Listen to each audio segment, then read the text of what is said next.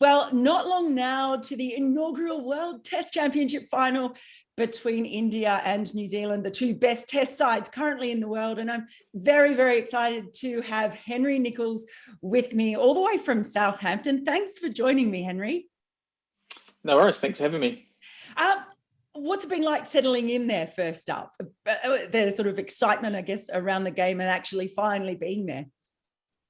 Yeah, it's obviously exciting. We've been here a few weeks now. Obviously, we had the two tests against England. So, and also before that, we actually came to Southampton for a sort of a 10-day sort of training camp. So I guess from our perspective, it's nice being familiar settings, but we also know that the build up and the hype around obviously the final, which is I guess the pinnacle of our tour, coming over here. It's to be a couple of days away. It is very exciting. Yeah, well, what is it like? Because I was wondering about this. You've played in series before where it comes down to a last test that's a decider when the series is tied and it's all on the line. Does it have that kind of feel about it in this build-up and the way that you sort of look at this test and approach it, or is it something quite different?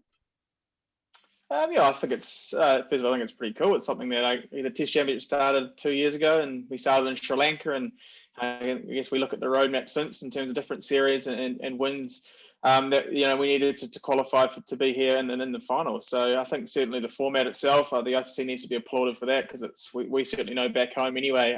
We had 4 tests at home last summer, which is not a lot, but we knew that we needed to win all those tests, and I think the support we got at home, certainly from crowds and even television as well, sort of I think reflected the extra importance that they did have. So we've certainly enjoyed it, and like you say, for it to the build up, it's a funny one. You don't usually play too many just one-off tests, but I think as a group we're excited for that, but also know that when it comes to Test cricket, and obviously it's 5 days, but also there's the 6th day, I think, if there's rain around. So we know it comes down to just winning little battles along the way, and it's a lot of hard work. So while there's a lot of hype, I guess it's not like the one-day final where it was 1 day. I think it's going to be a long slog, 5 tough days against a really good Indian side.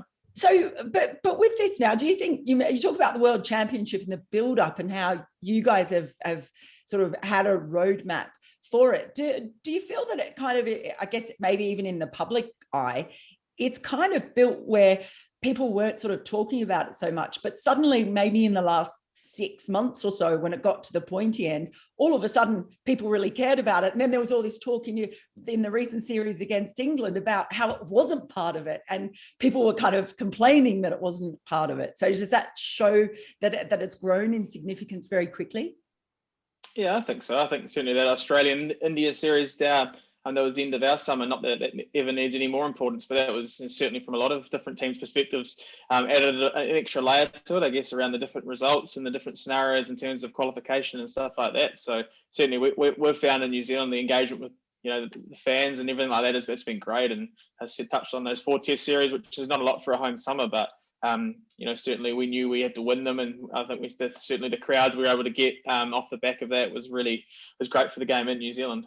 Yeah, and you've had, you'd think really an ideal build up to this, being able to play those 2 tests beforehand. You got a half-century Lords again, so that, in the runs, being able to play different players and sort of see how everyone was going. Does it feel like it's been the ideal build up for you? Yeah, I think it's been great. Obviously, we knew when we came over here as well that they're 2 very different things, and it wasn't about using the England series as any form of preparation for the final, but it was a chance for us to, I think it was the first time we've won a series over here in over 20 years against England. So that was something that was really special as a group to achieve. And like you touched on, different guys having opportunities and taking those opportunities, which is really great for us as a squad. And now we come to the Southampton, the final, and again, a completely different challenge. But certainly as a group, we're very well prepared and excited to get underway on Friday. You talk about the players that came in, the fact you made 6 changes in between those 2 test matches.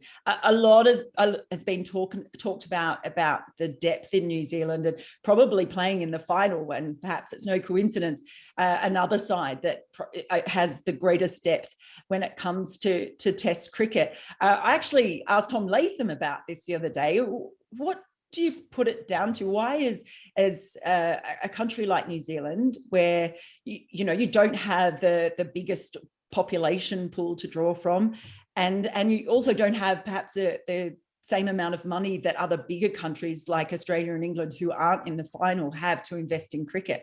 Is it a pathway thing, a coaching thing, just a timing thing, or domestic cricket? Which of those factors do you think has played a really leading part in being able to produce depth in both batting and bowling?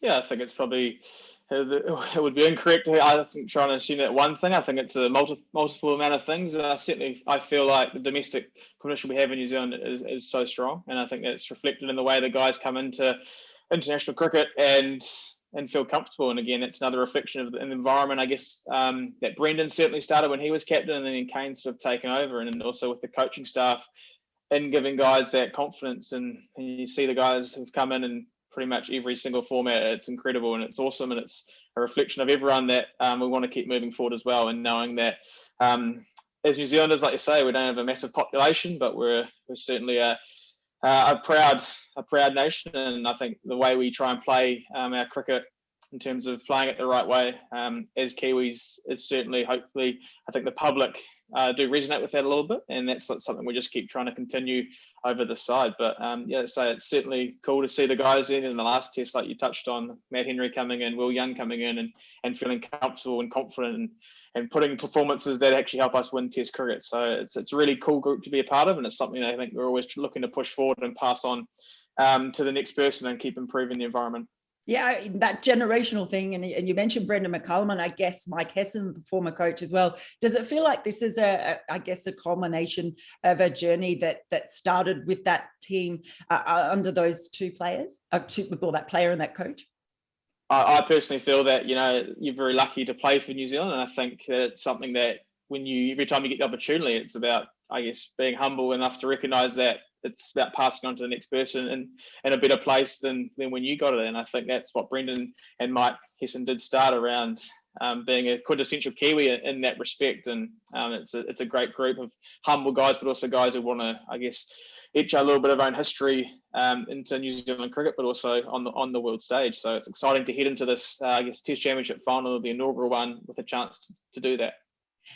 Now, you yourself have only played, I realised when I look back at this, which surprised me, you've only played 3 tests against New Zealand, and 2 of them this year. Before that, you have to go back to the year in which you made your debut in 2016. I think you played in the match in Kolkata. So you must, what is it like for you in approaching them without necessarily having had a lot of personal experience and recent personal experience, particularly in facing some of their bowling lineup?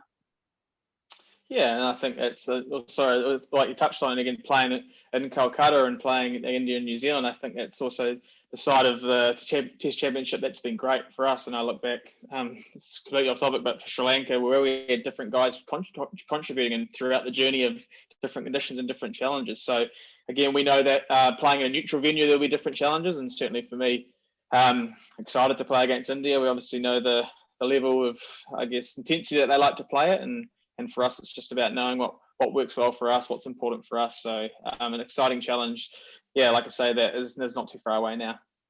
I know that you mentioned the series against Australia, and that was certainly one that got a lot of attention around the world. I was lucky enough to sort of be here for that one.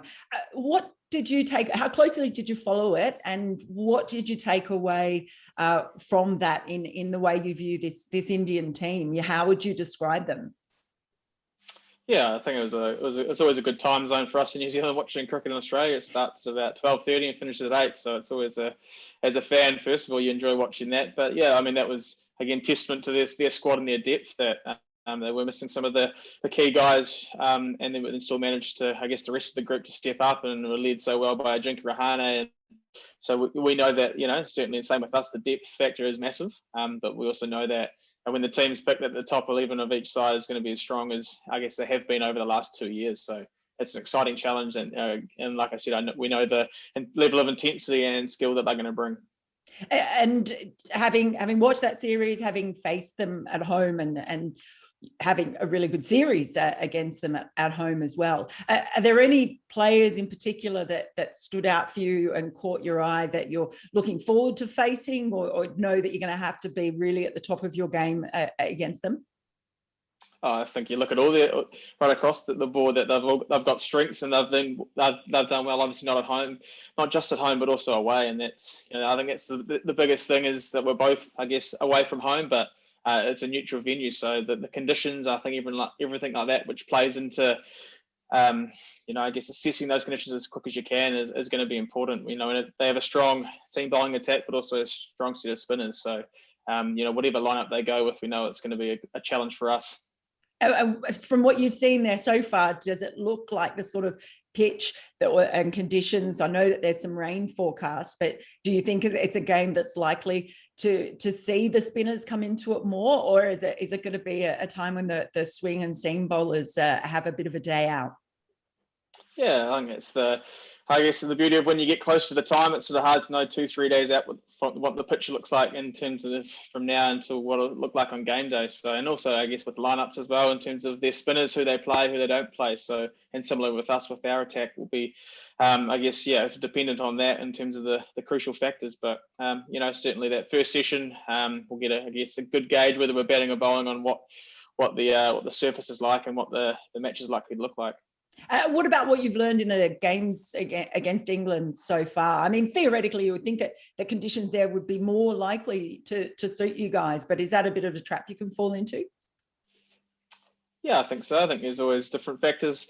Certainly, obviously, when you come over to England with the wickets and the balls and the grounds and like that. So, but I think our bowling attack certainly has adapted well to the different conditions. And again, that'll be the case here in Southampton as well with a different wicket. But also knowing, so things are different, but that we've had a pretty simple recipe, I think, over these two tests, but also over the last couple of years that we'll look to put into play come Friday. Now, it would be remiss of me if I didn't ask you about Kane, Williamson and BJ Watling. Your coach said that they were looking pretty good. What have they been like at training in your estimation? Yeah, they seem all good. They're pretty good mates, so they've been sticking together a bit. But like I say, obviously, it was a shame that they missed the last test against England, and a lot of experience comes with those too. So we're certainly hoping that they're going to be fully fit and starting on Friday. I guess particularly for BJ Watling, someone you've played a lot with, will there be a little bit of emotion? I know you guys stay very sort of level when you're actually playing a match, but is there a feeling beforehand that there is, you'd like to see him go out on a win as well as obviously World Test champions? Oh, certainly. He's been an absolute legend of the team for so long, and really does epitomise everything I think that I've talked about the team and the culture, and he's been that guy who's a real rock for the team over the years. So for it to be his last test match, touch wood that he gets to start. And it would be really special if we were able to send him off on a note that he certainly deserves. So he's going to leave a big legacy, the ultimate team man, and a guy I've really loved playing with. I don't know if you talked about keeping things quite simple. I don't know if you saw al-Hasan's rant after the match at Edgbaston about England's batting. Did you happen to catch that? I did not. Well, he sort of spoke quite a lot about how he thought England should go and watch footage of the greats of the game and all those in the past and when it comes to the way they bat. It sort of got me wondering, is that something that you guys do in the New Zealand batting lineup? Do you look at players from the past and say, right, that is the kind of way you need to bat? You need to keep it fairly straight. You need to sort of work out your defense first. How do you look at that in the past, and has that had any influence on the way that some of the guys in your team bat? I think it's very, very individualized. We're very lucky enough that we've got a lot of resources within the team that we're able to, I guess, lean on, and certainly batting coach and coaches like that. So I guess it is up to each individual around that sort of thing. I guess where you see your game going and the things that are important to you. And certainly for me, it's just keeping things really simple and understanding, I guess, how I go about my business. And I think any time that like England, obviously they had a bit of a tough series in terms of losing it. There's always going to be a bit more scrutiny on some guys. So, and also knowing that that's part and parcel of playing international cricket as well. It's not easy at times, and certainly as an individual and as a batter, I think you need to be really strong in your pillars, I guess, as a batter, and just know that if you having the confidence in it, that over a period of time you'll have that success. Well, what are your pillars? trying to watch the ball. It's harder than it sounds. No, it doesn't at all. Not when not when you've got some of the likes of the bowlers that you face sending it down. I'm definitely not, and it's moving about and swinging and coming off the seam. So I have absolute respect for that. That's a fairly good filler, I guess, to start with. So with this game coming up, and talking about how you would describe India, and you talked about sort of their skills and their intensity. How do you reckon India would describe New Zealand as a team? Have you asked them that? I haven't. No. I don't know. We don't really too worried about the other stuff outside of our team. But like I say, I think the way we try and play our game, trying to be humble, but also trying to play a style that reflects us as individuals and also as a nation. So but like I say, we know when we get on the field that we are about the business and trying to get that done. So however other teams perceive us, that's up to them. Now, when you did play India in New Zealand, there was one particular dismissal of yours where I think Muhammad Shami was bowling and you were caught in the slips by Virat Kohli. It was a soft signal that was given out on the on-field by Alim Dar and ended up being out. It was a really tight one. It was one of those sort of controversial calls, and the soft signals come up again in this last Test series against England. And I was kind of wondering, as someone who has been in that situation where it's been quite dubious and controversial, and then seeing it happen again in a recent match, how do you feel about the whole concept of the soft signal? Yeah, I mean, I don't really have too many strong views, and I guess it can be tough for umpires at times, depending on the outfield catches or how close proximity they are. So I think as any time as a player and as everyone, I guess it's just that consistency that you want around the rules, but also knowing that it's never quite as black and white. With the replays, make things sometimes look that they haven't carried when maybe they have. So yeah, it is a little bit of a grey area, but it's something I guess. As a player, I certainly have no control over, but it'll be interesting to see, moving forward, if there's any movement around that. And obviously, some people have some strong views on it, and I'm not one of them. Sorry. No, you don't apologise at all. It's just interesting to know, because I know opinions are very, very much divided amongst the fans of cricket. So as much as anything, and it's always interesting to know what the players kind of think about that as well. You talked about the different influences and how individualized it is. I'm just wondering, who is it who's been particularly influential on your batting, particularly now? You've been in the side around about the Test side for sort of 5 years now. Is there anyone who's been particularly helpful? Yeah, I think I'm pretty lucky enough that right throughout, I guess from a young guy, I've had coaches along the way who have added different aspects, I guess, to my game. And I guess it's nice having people you can, I guess, touch base with around even just really simple things. People who know your game really well. So, we're obviously lucky enough as well to have Luke Ronke, who's the batting coach at the moment, and he's obviously recently playing as well. So a lot of it is not actually a lot of time technical talk. It's actually just around how you're going, and a lot of the in batting sort of performance stuff where you're just looking just to bounce some ideas sometimes. So so certainly in the age now where you can just message someone off a whim, it makes it a lot easier to get in touch and connect with those people. And I mean, you do have always tried to. I know New Zealand as a side, we've talked about under Brendan McCullum and Kane as well, about always staying like on an even keel, whether you win, whether you lose, going into matches.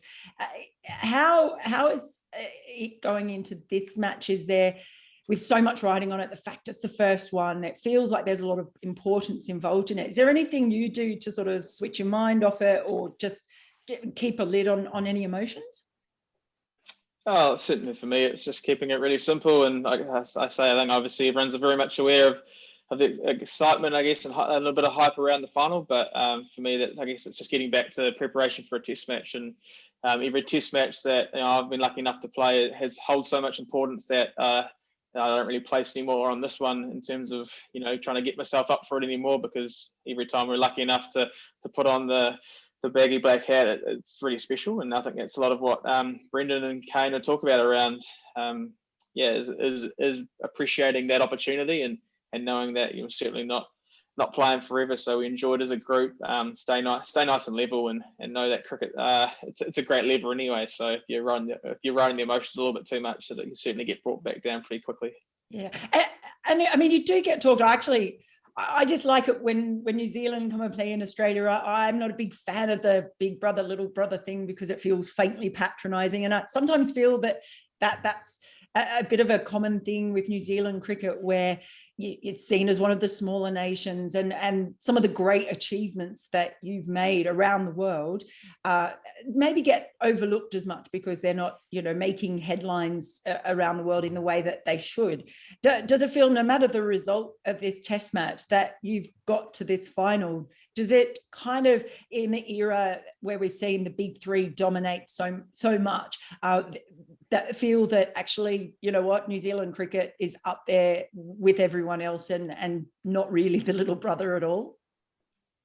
Yeah, I think certainly over the last couple of years in all three formats, we've put on consistent performances across the board, and I think that's obviously reflected in the rankings as well. So, and again, the outside, the optics of the little brother stuff you talk about really is outside of our control and even our concern. Really, it's we know as a group what we're working towards, and like I say, this final, even after the final, I guess we'll take a chance to reset, and then again the Test Championship starts. There's different challenges that are on the way. So, and that's the other exciting part that I love of international cricket, is the different challenges and different conditions, different places that and put you in and test you as a cricketer, but also as a person. So this is exciting, say 2 years, and it's also nice to look back as well, as I touched on earlier, along the way of different people who have played roles in getting us to this point. Now, maybe not a lot of people know this who don't follow super closely, but you are actually the second most important Nicholls in the Blackcaps sort of environment, because your brother Willie happens to be the media manager. And I have to say that because it's because of him that we're having this conversation now. So I kind of have to suck up to him a bit. When I interviewed the two of you together last time, it was just after your debut in Wellington in 2016 against Australia. And we were in Christchurch, and he was the videographer and the assistant media manager. 5 years now, and you're very well established in that middle order. He's been promoted to media manager. Is the brotherly love still as strong as it was then, or has it started to wear a bit thin? It's been good fun. It's like you say, it's funny how quick time has gone. And he does remind me that he was in the team fractionally earlier than me. The tour of Australia, I think, was a couple of months before my debut in a home series against Australia. So he was called in for that one. So.